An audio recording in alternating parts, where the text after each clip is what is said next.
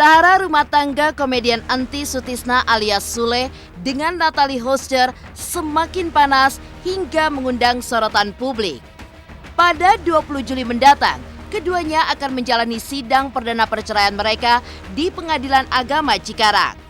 Terkait kabar yang beredar tentang Sule yang tidak mau berusaha untuk menyelesaikan permasalahan, bahkan sejak Natalie berkonflik dengan Putri Delina hingga melayangkan gugatan cerai, menurut orang-orang terdekat, mereka tidaklah seperti itu adanya.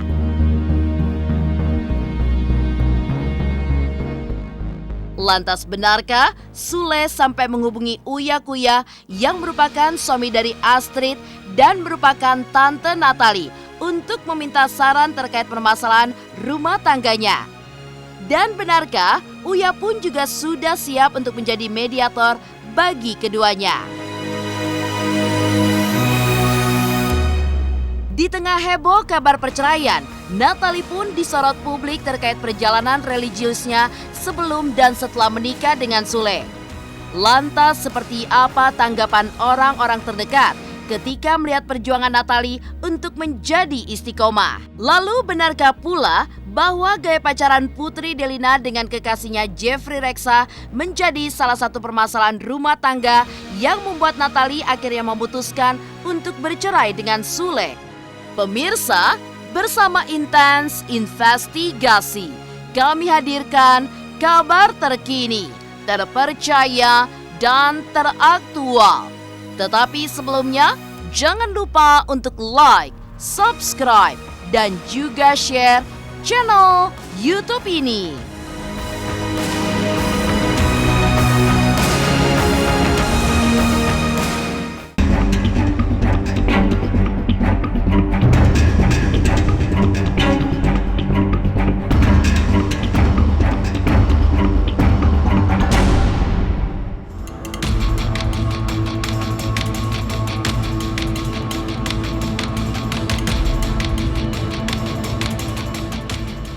Permasalahan Natalie Hoster dan komedian Enty Sutisna alias Sule hingga kini masih belum menemukan titik terang.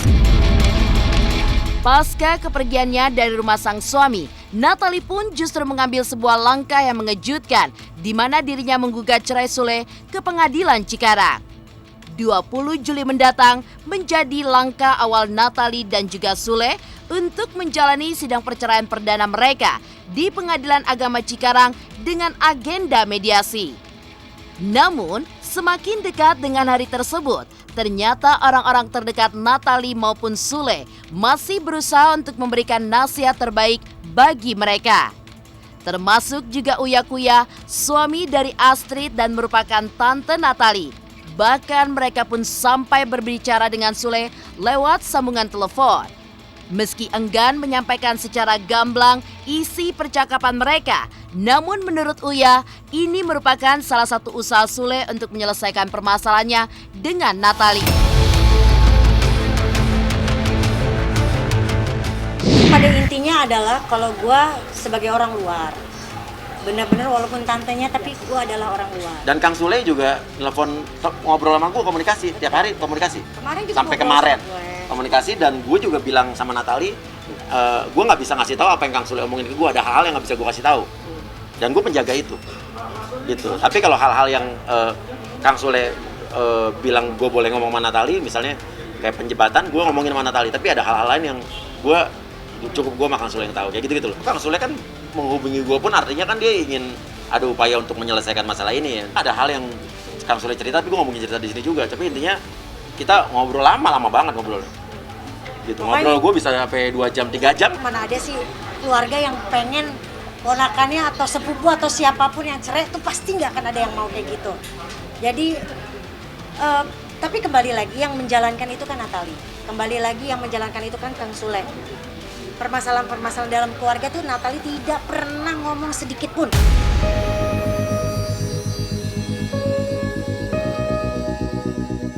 Ya, tidak sedikit orang yang menyayangkan keputusan Natalie untuk menggugat cerai suami yang telah hampir 2 tahun dinikahinya itu. Selain Kak Seto Mulyadi, psikolog anak yang ingin menjadi mediator agar hubungan antara Sule dan Natalie kembali membaik, Uya Kuya pun demikian. Sebagai salah satu orang yang menjadi tempat curhatnya Sule, Uya pun juga mengaku jika dirinya siap untuk menjembatani antara Sule dan Natali. Di momen itulah, keduanya pun dapat bertemu dan saling berbicara dari hati ke hati tanpa podcast, tanpa kamera, alias secara private di antara mereka saja. Meskipun semua keputusan akhirnya jatuh di tangan Natali dan Sule, namun Uya tidak menampik jika dirinya ingin keduanya dapat kembali menjalin hubungan baik, bahkan dapat mengurungkan niat untuk berpisah.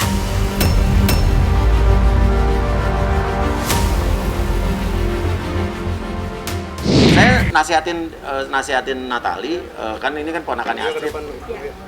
Saya nasihatin Natali bahwa ini jujur demi Allah ya, saya bilang, Natali kalau masih bisa rujuk, kenapa lu nggak rujuk?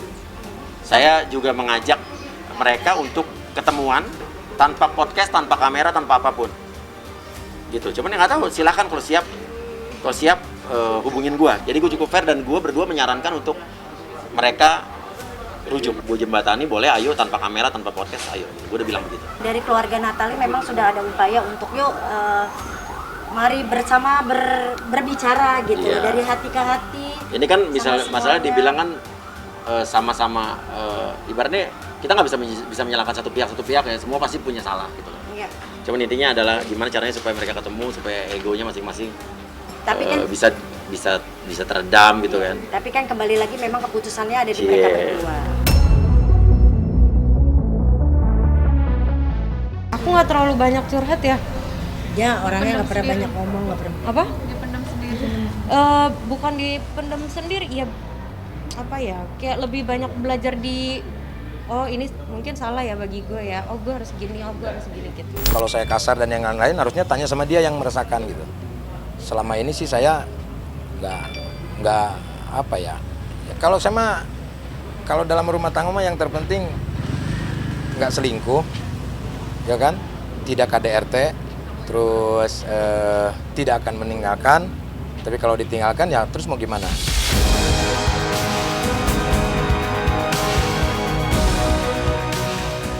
Di tengah heboh kabar perceraian, Natali disorot publik terkait perjalanan religiusnya sebelum dan setelah menikah dengan Sule. Lantas, seperti apa tanggapan orang-orang terdekat melihat perjuangan Natali untuk menjadi istiqomah? Pemirsa Intens Investigasi, jangan lupa untuk like, subscribe, dan juga share channel YouTube ini.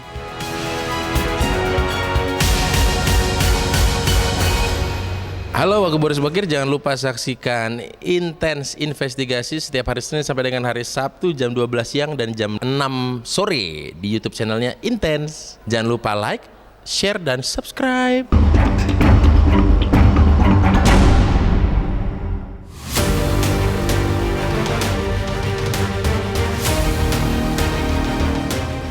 Di balik permasalahan rumah tangga yang hingga kini masih terus bergulir, tidak dipungkiri Natali Holster merasa hancur di dalam hatinya. Meskipun hal itu tidak diperlihatkan di depan publik. Namun bagi Astrid, keponakannya itu kini sudah banyak berubah dan bertawakal dengan cobaan yang kini dihadapinya. Menurut Astrid, salah satu yang menguatkan Natali saat bimbang dan gelisah adalah dengan menjalankan sholat.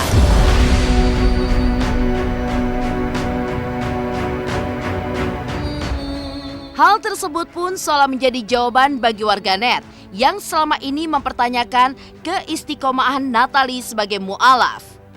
Astrid pun juga menambahkan bahwa Natali justru semakin mendekatkan diri dengan Sang Pencipta dan berdoa meminta petunjuk atas nasib rumah tangganya dengan Sule.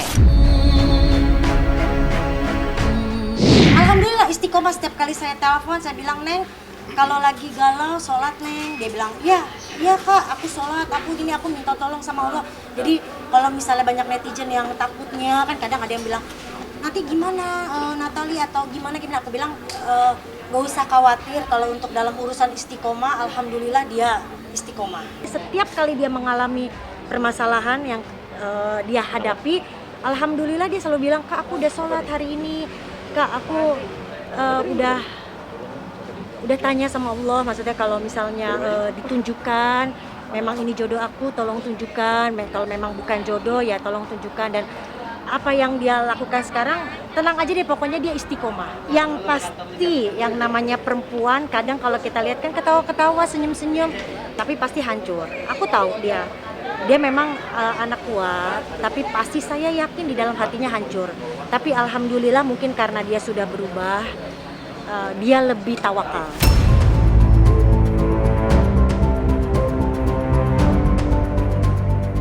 Seperti diketahui, sebelum akhirnya menikah dengan Sule, Natalie Hoscher merupakan seorang mualaf. Perjuangannya dalam mengenal agama Islam pun tidak main-main. Natalie bahkan sampai meminta bantuan seorang guru untuk mengajarkannya membaca Iqra hingga menjalankan sholat 5 waktu dan juga ibadah lainnya. Pada Lebaran Idul Adha kemarin pun, Natalie diketahui membeli sapi untuk ia kurbankan bersama Azam dan sejumlah karyawannya. Oleh karena itulah, sebagai tante, Astrid pun juga merasa bersyukur dan berterima kasih kepada Sule yang telah membimbing Natalie untuk memeluk agama Islam.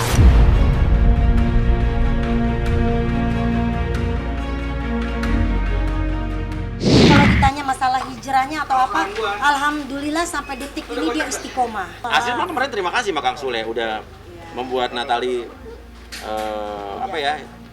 menjadi seorang mualaf segala macam. Karena Astrid juga kan mualaf. Enggak, kalau untuk istiqomah untuk itu dia tetap kok. Malah kemarin kalau dia yang suka ngingetin aku malah sekarang. Kita sih keluarga ya semua menyerahkan semua sama Natalie. Kalau Natalie memang pengen seperti itu ya kita support. Tapi untuk kedepannya bagaimana kan hanya Allah yang tahu ya. Insya Allah kalau namanya Allah kan bisa membolak-balikan hati manusia. Tiba-tiba besoknya aku nggak jadi deh Kak, atau aku gimana, wah alhamdulillah, atau Kak aku tetap gini ya, kita tunggu saja ya. Insya Allah semua keputusan adalah yang terbaik buat Kang Sule dan buat Natalie sendiri. Natalie berhasil merubah karakter Sule menjadi lebih baik. Dari yang Sule tadinya cukup nyebelin, berubah banyak, bukan karena saya melihat, tapi saya banyak mendengar dari teman-teman, Sule jadi begini, ada perubahan. Jadi saya sebagai teman baik Sule sangat bersyukur sudah bisa bertemu dengan Natalie sebetulnya. Ada banyak perubahan. Jadi sebetulnya kedua-duanya sama-sama sedang berusaha memperbaiki diri dalam perjalanan itu. Makanya saya waktu itu sangat berharap, ayo terus berusaha untuk bisa satu. Karena Natalie dengan masa lalunya, Sule dengan masa lalunya, ini sama-sama ingin berusaha hijrah untuk menjadi lebih baik lagi. Natalie sudah berbeda dengan Natalie yang dulu. Sule pun sudah banyak berubah dibandingkan Sule yang dulu.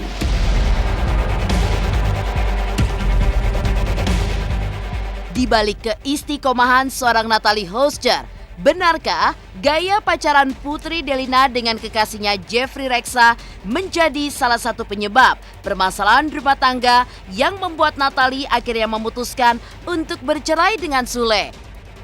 Pemirsa Intens Investigasi, jangan lupa untuk like, subscribe, dan juga share channel YouTube ini.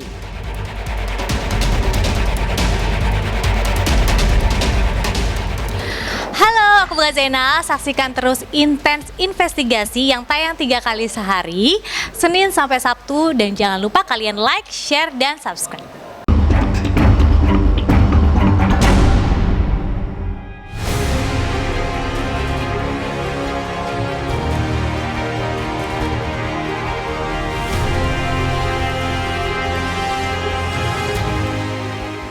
Kisah rumah tangga Natalie Hoscher dan komedian Sule yang terancam kandas di tengah jalan memang hingga kini terus menjadi sorotan publik. Jelang sidang perceraian perdana dengan agenda mediasi di Pengadilan Agama Cikarang pada tanggal 20 Juli 2022 mendatang, berbagai spekulasi pun mengalir terkait penyebab Natalie akhirnya mengajukan gugatan cerai terhadap pria yang hampir 2 tahun dinikahinya itu. Usut punya usut, Putri Delina santer disebut warganet sebagai salah satu faktor penyebab keretakan rumah tangga kedua orang tuanya. Namun, selain hubungan dirinya dengan Natalie sebagai ibu sambung, gaya berpacaran Putri dengan kekasihnya Jeffrey Reksa juga tidak luput menuai sorotan. Tidak sedikit warganet yang menduga Natalie mungkin menegur Putri akan hal tersebut. Yang awalnya bermula dari sebuah postingan di Instagram story-nya seolah menyinggung kebiasaan seseorang. Oh iya dek, bilangin teman kamu jangan suka tidur bareng terus ya tiap hari. Tulis Natalie yang ditutup dengan sebuah emotikon senyum. Atas unggahan tersebut, sontak saja warganet pun juga mengarahkan kecurigaan kepada Putri dan Jeffrey. Hingga akhirnya semakin membuat hubungan Natalie dan juga Putri semakin memburuk. Hingga berujung gugatan cerainya terhadap Sule. Jalanin aja lah. Udah pengen serius aja, buat apa cari yang lain. Ngalir aja lah. Pernah sih makan bareng. Iya, waktu makan bareng dibilangin kalau emang serius. Tujuannya nggak serius, mending nggak usah pacaran. Karena ya orangnya tegas, jadi kayak karena Putri anak perempuan satu-satunya juga, kalau emang serius ya udah serius gitu. Kalau emang enggak, mendingan gak usah, tinggalin aja Putri. Nggak ada sindir-sindiran. Kalau sindir-sindiran mah nggak ada sih. Nggak ada. Paling yang komennya Putri aja. Aku cuma komen lagi di bawah. Maksudnya nggak usah terlalu ini sama netizen. Terus ya udah nggak perlu ikut campur masalah keluarga. Rumor terkait hal itu pun juga sontak terdengar hingga ke orang-orang terdekat Natalie Hoster dan juga Sule. Namun, apapun yang terjadi sebelumnya, menurut Astrid sebagai tante Natalie, berharap semoga prahara rumah tangga sang keponakan dapat menemukan titik terang. Terlebih, mengingat Sule dan Natalie kini juga telah memiliki buah cinta dari pernikahan mereka, yakni baby Azam. Karena itulah, hubungan baik antara keduanya, apapun keputusan yang akan diambil nantinya, harus diutamakan demi kehidupan buah hati tercinta. Di sisi lain, menurut Diki Chandra, orang terdekat Sule, ia membuktikan bahwa Sule merupakan sosok suami dan ayah yang bertanggung jawab. Ia pun mengaku siap untuk terus menafkahi Azam jika memang nantinya ia dan Natalie akan berpisah. Aku nggak bisa komentar apa-apa karena gini, jujur saya kan juga punya anak perempuan ya kan. Untuk masalah saya nggak bisa komentar apapun, permasalahannya apa aku nggak bisa komentar karena yang nanti bisa menjawab itu kan Natalie sama Kang Sule sendiri ada apa. Kita harus netral lah menasehati Kang Sule nggak boleh tuan dia menasehati Kang Sule, menasehati Natalie, kita tetap harus pengen mereka baik-baik aja. Tapi kalaupun memang ternyata tidak bisa dilanjutkan, ya berakhirnya juga dengan baik-baik saja. Itu sih pesan aku selalu bilang gitu ke Kang Sule, Kang please baik-baik aja, ke Natalie juga Kang, Neng please baik-baik aja. Karena kan Azam adalah anak dari mereka berdua. Ya, betul, harus tetap ingat punya Azam. Tetap harus ada hubungan baik sama Kang Sule karena kan Kang Sule itu kan ayahnya Azam. Jadi tetap harus co-parenting. Ya, aku selalu bilang sama Natalie gitu, semarah-marahnya, sesakit-sakitnya harus diingat ini bapaknya Azam. Sule sudah bisa membuktikan. Saya juga sempat kepengaruh sama negor Sule, lu jangan begitu lu, sampai masa idah aja lu harus biayain. Apalagi anak, kalau anak tuh sampai 21 tahun itu wajib sama lu, kalau bisa pisah. Udah, jadi itu cuma keceplosan. Natalie juga tidak ada niat buruk, bukan bahwa Sule enggak napahin saya, enggak, dia cuma ceplosan dong, bercanda kali gitu. Oh itu sudah jadi kewajiban, saya udah bilang itu kewajiban lu, sampai ini udah sih tetap saya bilang itu kewajiban dia. Natalie nggak perlu minta, udah wajib Sule membiayai.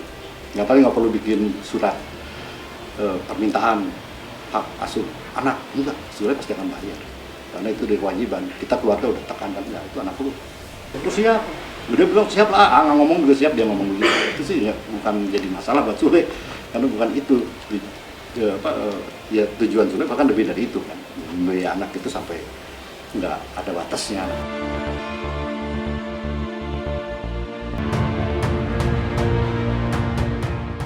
Demikian pemirsa, kabar terkini, terpercaya, dan teraktual yang kami hadirkan hari ini. Saksikan terus Intens Investigasi setiap hari Senin sampai dengan Sabtu. Tayang 3 kali sehari, yaitu pada pukul 11 siang, 3 sore, dan 7 malam hanya di YouTube channel. Dan pastikan jangan lupa untuk like, subscribe, dan juga share channel Intens Investigasi.